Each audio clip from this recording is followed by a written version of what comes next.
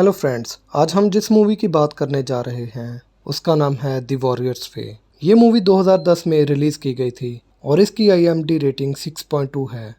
इस मूवी की स्टोरी एक वॉरियर के गिर्द घूमती है जो अपने दुश्मन कबीले को हराकर मार देता है, मगर वहाँ पर इसे एक छोटी बच्ची मिलती है जिसे वो नहीं मार पाता और वो उस बच्ची को लेकर अपने कबीले से बहुत दूर अमेरिका चला जाता है क्योंकि उसके कबीले के लोग उस बच्ची को मार डालते।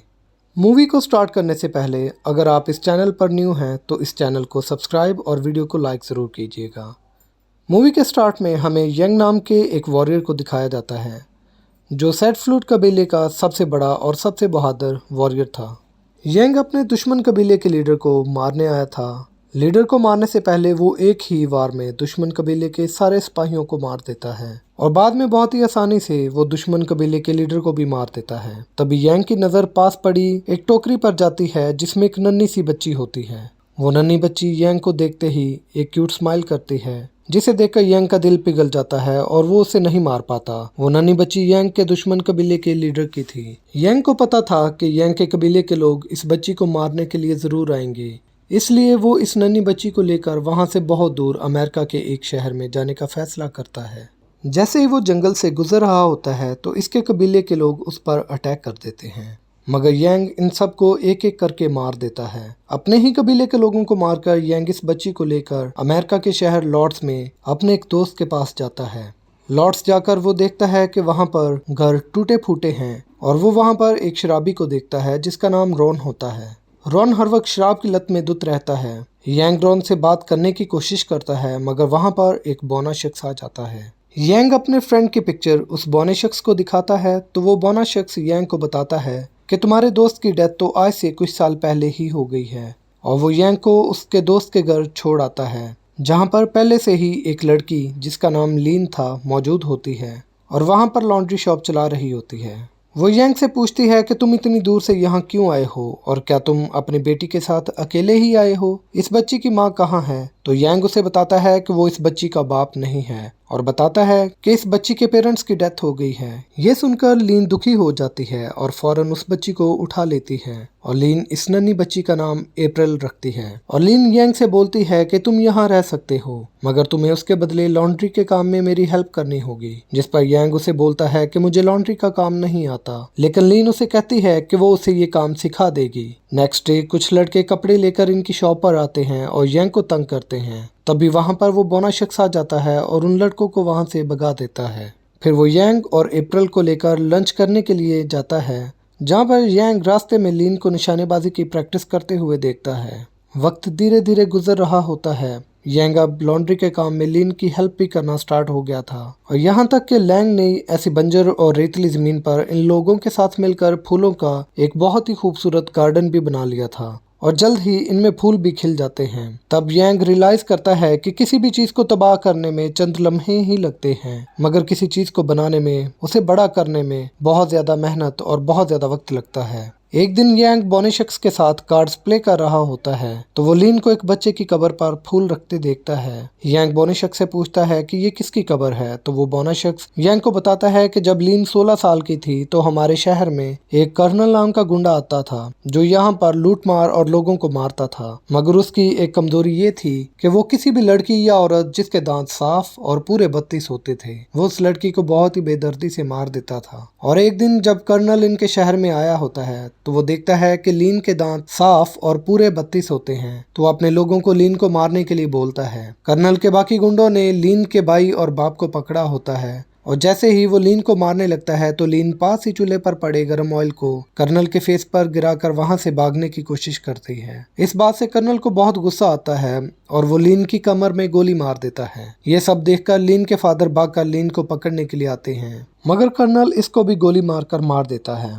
फिर वो लीन की माँ और छोटे भाई को भी मार देता है। ये सब कुछ लीन देख रही होती है मगर वो बेबस होती है और कुछ भी नहीं कर सकती। इसके बाद कर्नल अपने साथियों के साथ वहां से चला जाता है। फिर बौना शख्स यंग को बताता है कि जब वो लोग लीन और उसकी फैमिली को दफनाने ग्रेवयार्ड गए थे तो उनको महसूस हुआ था कि लीन जिंदा है और फिर वो लोग लीन को सबकी नजरों से चोरी घर ले आए थे और लंबे अरसे तक उसे घर में ही रखा ताकि कोई कर्नल को उसके बारे ना बता दे। जब लिन ठीक हो गई थी तो उसने ठान लिया था कि वो अब कर्नल को मारकर अपने साथ और अपनी फैमिली के साथ हुई ज्यादती का बदला लेगी। अगले दिन यंग लिन को देखता है जो निशानेबाजी की प्रैक्टिस कर रही होती है, मगर उसका निशाना अपने टारगेट पर नहीं लग रहा होता। लिन इसे नाराज हो जाती है और वो यंग को कहती है कि शायद वो कभी भी अच्छी निशानेबाज नहीं बन सकेगी। इस पर यंग उसे अपने साथ प्रैक्टिस करने को बोलता है और वो लिन की आंखों पर पट्टी बांधकर खुद टारगेट की जगह आ जाता है और लिन को बोलता है कि तुमने यहाँ पर मामूली से मामूली आवाज को नोट करके अपने टारगेट पर निशाना लगाना है। लिन इसी तरह करती है और वो अपने नाइफ टारगेट पर थ्रो करने के बाद देखती है कि उसके तमाम नाइफ अपने टारगेट पर लगे हैं, तो वो खुश हो जाती है और यंग को उसके लिए शुक्रिया बोलती है। नाइट में वो दोनों पास ही टावर पर बैठकर बात कर रहे होते हैं और वो यंग को बताती है कि तुम्हारे दोस्त ने मुझे पहले ही बता दिया था कि तुम एक दिन यहाँ जरूर आओगे और उसने बताया था कि तुम सैडफ्लूट कबीले के वॉरियर हो। लिन यंग से पूछती है कि तुमने सैडफ्लूट कबीले को ज्वाइन क्यों किया था, जिस पर वो लिन को बताता है कि जब वो छोटा था तो एक दिन वो और उसका बाप खेतों में काम कर रहे होते हैं, तभी वहाँ पर एक दूसरे कबीले का योद्धा आता है और वो अपनी तलवार से उसके फादर की गर्दन तन से जुदा कर देता है। यंग बताता है कि उसने उसी वक्त से सोच लिया था कि वो एक दिन बहुत बड़ा वॉरियर बनेगा। फिर वो लिन को अपनी तलवार भी दिखाता है जो मियान के साथ सील की हुई थी और वो लिन को अप्रैल के बारे में सब कुछ सच सच बता देता है और ये भी बता देता है कि अगर ये तलवार मियान से बाहर निकाली तो फिर जितने भी लोगों को यंग ने इस तलवार से कत्ल किया है इन सब की रूहें रोना शुरू कर देंगी, जिनकी आवाज सुनकर सैडफ्लूट कबीले के वॉरियर्स यहाँ पर आ जाएंगे और वो अप्रैल को मारने की पूरी कोशिश करेंगे।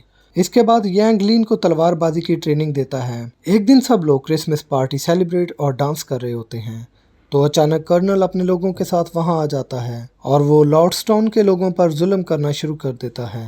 कर्नल के लोग वहां पर मौजूद एक जोकर बने इंसान के सर पर पानी की बाल्टी रख देते हैं और कर्नल उस बाल्टी को शूट करता है। उसके बाद वो एक शराब से भरा गिलास उसके सर पर रखते हैं और कर्नल इस गिलास को शूट करने लगता है कि तभी वहां पर रॉन आ जाता है और वो कर्नल का मजाक बनाने लगता है, जिस पर कर्नल अपने एक आदमी को बोलता है कि इसकी गर्दन में रस्सी डालकर घोड़े के पीछे पूरे मैदान में घसीट कर लाओ।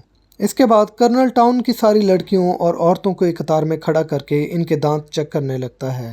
इसे एक औरत मिलती है जिसके दांत साफ और पूरे थे, तो औरत समझ जाती है कि वो अब जिंदा नहीं रहेगी। वो दौड़कर अपने हस्बैंड की तरफ जाती है मगर कर्नल इन दोनों को शूट करके मार देता है। फिर कर्नल की नज़र उस औरत की बेटियों पर पड़ती है तो वो अपने आदमियों को बोलता है कि इनको अच्छी तरह रेडी करके ले आओ, आज इनकी बारी है। मगर कर्नल देखता है कि उन बच्चियों की जगह लीन वहां पर रेडी होकर आ जाती है। जब उसके आदमी वहां से चले जाते हैं तो लीन अपना खंजर निकालकर कर्नल को मारने के लिए जाती है, मगर कर्नल पहले से ही पर्दे के पीछे अपनी गन लीन की तरफ करके बैठा होता है। कर्नल लिन को बताता है कि मैंने पहले ही तुम्हें पहचान लिया था कि तुम वही लड़की हो जिसके माँ बाप और छोटे भाई को मैंने मारा था। दूसरी तरफ बोना आदमी दौड़ते हुए यंग की तरफ आता है और उसे बताता है कि लीन अकेली ही कर्नल को मारने के लिए चली गई है। ये सुनकर यंग अपनी तलवार ना चाहते हुए भी म्यान से निकाल लेता है, जिस पर सैडफ्लूट कबीले के लीडर को उसकी लोकेशन का पता चल जाता है और वो अपने साथियों को लेकर यंग की लोकेशन की तरफ चल पड़ता है।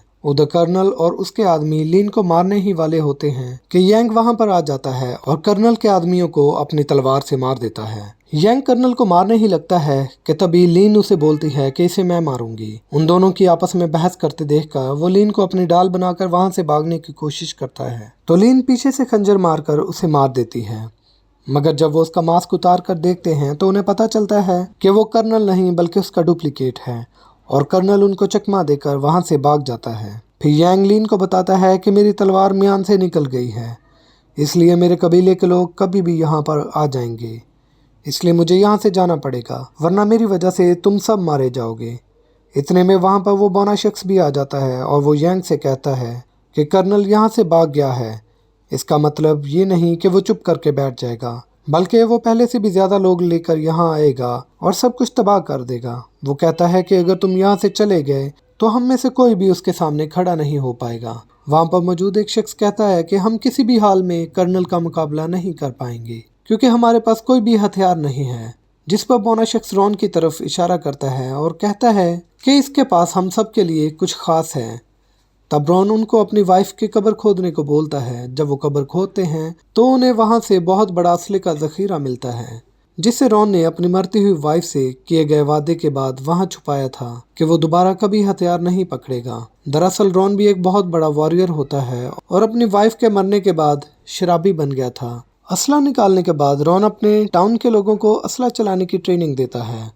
अगले दिन कर्नल अपने बहुत सारे लोगों के साथ उनके टाउन पर अटैक करने लगता है, तो यांग भी अपने लोगों के साथ वहां रेडी होता है। रॉन अपने टाउन पर मौजूद टावर के ऊपर अपनी गन लेकर बैठा होता है और जैसे ही कर्नल के लोग टाउन में इंटर होने लगते हैं तो रॉन अपनी गन से फायर करके एक डायनामाइट को उड़ा देता है, जिससे कर्नल के बहुत सारे लोग मारे जाते हैं। डायनामाइट के ब्लास्ट होने की वजह से चारों तरफ धुआं फैला होता है।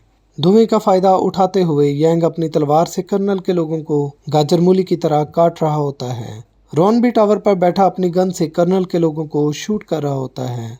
कर्नल अपने लोगों को टावर पर जाकर रॉन को मारने के लिए बोलता है, मगर कर्नल के लोग जब टावर के ऊपर जाते हैं तो रॉन रस्सी के जरिए वहां से दूसरी बिल्डिंग पर चला जाता है और टावर पर लगे डायनामाइट को भी ब्लास्ट कर देता है, जिससे कर्नल के और भी साथी मारे जाते हैं। इसी दौरान सैडफ्लूट कबीले के लोग भी अपने मास्टर के साथ वहां आ जाते हैं। उनको देखकर सब लोग डर जाते हैं। उन्हें देखकर यांग लिन और बोनीशक्स को बोलता है कि तुम लोग अप्रैल को लेकर यहाँ से भाग जाओ और किसी सेफ जगह पर छुप जाओ। उसके बाद सैडफ्लूट कबीले के लोग कर्नल के लोगों पर अटैक कर देते हैं, जिस पर कर्नल के लोग भी उन पर फायरिंग करते हैं, मगर वो बहुत ज्यादा होते हैं, इसलिए वो कर्नल के लोगों को मार रहे होते हैं।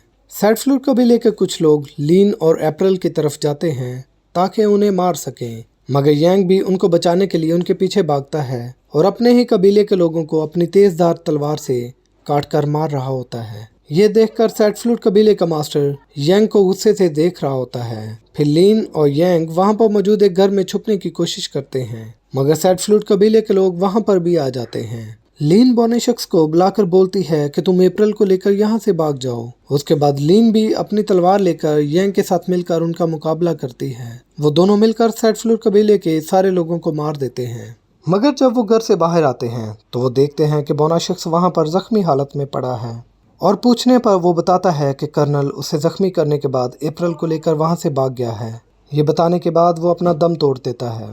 दूसरी तरफ हमें दिखाया जाता है कि कर्नल अप्रैल को लेकर अपने हाथों में उठाए अपने बाकी बचे हुए लोगों के साथ अपने घर आ जाता है, जहां पर वो बहुत गुस्से में होता है और अपने रूम में चला जाता है। तभी वहां पर सैडफ्लूट कबीले के लोग भी आ जाते हैं, जिनको कर्नल के लोग अपनी मशीन गन से फायरिंग करके मार देते हैं और फिर अचानक वहां की लाइट्स ब्लिंक होना स्टार्ट हो जाती हैं और यांग वहां पर आ जाता है और कर्नल के सब लोगों को मार देता है। फिर वो कर्नल के रूम में जाकर देखता है कि कर्नल ने अपनी गन अप्रैल पर तान रखी है और वो अपनी गन से फायर कर देता है, मगर यांग बड़ी फुर्ती से कर्नल की गन से निकली गोली को 2 हिस्सों में काट देता है। कर्नल डर कर अप्रैल को यांग को थमा देता है। इतने में लीन भी वहां आ जाती है। लीन बहुत गुस्से में होती है और वो कर्नल के साथ फाइट स्टार्ट कर देती है। लीन अपनी तलवार से कर्नल के पांव काट देती है, जिससे वो नीचे गिर जाता है। फिर वो अपनी तलवार से उसकी कमर पर वार करके उसे मौत के घाट उतार देती है। जब वो दोनों कमरे के बाहर आते हैं तो कमरे के बाहर आकर देखते हैं कि सैडफ्लूट कबीले का मास्टर भी वहां पर मौजूद होता है, जो यांग को कहता है कि अप्रैल को अपने हाथों से मार दो